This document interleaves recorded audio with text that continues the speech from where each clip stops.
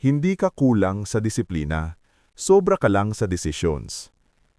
What is the one decision rule? Ito ang one decision rule. Magdesisyon ka isang beses para hindi ka gumastos araw-araw. Tibid tip 1, coffee. Isang desisyon. Magkakape lang ako sa bahay this week. Resulta? Wala nang daily debate. Wala nang gastos. Tipid tip 2, food.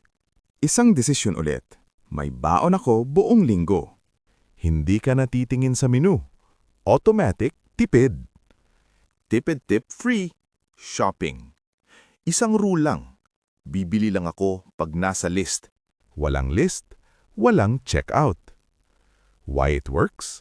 Mas konti ang desisyon, mas konti ang pagod, mas konti ang impulse gastos. Hindi mo kailangang pigilan ang sarili mo araw-araw. Kailangan mo lang magdesisyon ng maaga. Tipid tayo today.